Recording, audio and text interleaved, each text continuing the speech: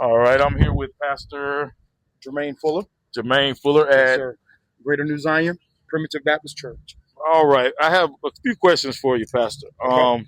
How long have you been a pastor at Greater New Zion Primitive? Yes, sir. So I came here in 2017, so that makes this year my eighth. Matter of fact, January of 2026 will make 9 years. Oh wow, Yes, sir. that's awesome. That's awesome. Okay, so we saw online on Facebook the Zion Experience. How would Zion you Experience. describe the Zion Experience Yeah. at your church? So the Zion Experience is something that the Lord gave me. Of course, being a Baptist church, when you hear Baptist, you're normally thinking, traditional and things of that nature. And I knew in this time that we're in now, you need something that's more catchy. But I didn't want it to just be catchy. I wanted it to be something with meaning. So the Zion Experience, of course, taken from our name, is an experience where we believe no Sunday is like the Sunday before. Oh, So it keeps that innovation, it keeps that creativity. When you come in, you don't expect the same experience, you don't expect the same order of worship. Like there is something different about the experience every Sunday. I would agree with that. It was different for me as far as the service. You guys, you went with the flow of what God was calling you Yes, to sir. do, and I heard a lot of that. God was talking to you guys, Yes, and sir. that was important to me. Okay, as a young pastor, I'm gonna call you a young pastor. Yes, sir. I mean, I'm 43. Yes, sir. how do we get the younger crowd back in the house of the Lord, and how do we Yeah. get that younger crowd to find their own relationship with God? How Yeah. do we do that? How do you accomplish that? So, yes, being directly across the street from Bethune-Cookman University, we definitely use that as a marketplace.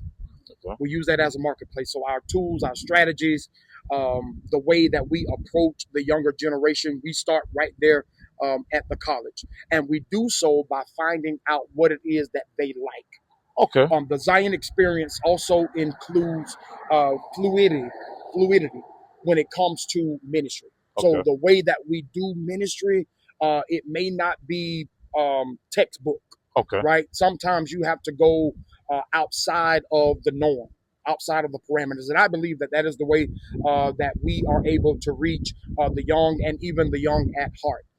We see what it is that they like, and then we cater to it. Okay. We cater to it. It's all, of course, within the constructs of the Bible. We Hmm. want to make sure that we're always right in alignment with the Word of God. But our creativity, our innovation, the things that we do, the things that appeal to them, we try to bring that then within the scope of who we are and then make it available. That's awesome. As a former student at Bethune Cookman, Yes, actually sir. Hell myself, Wildcat. that means a lot to hear that you guys are reaching out over there. And my last question is, how do we get people? What advice would you give someone whose faith is shaky? Mm-hmm. So your faith is shaky. You don't know if you want to.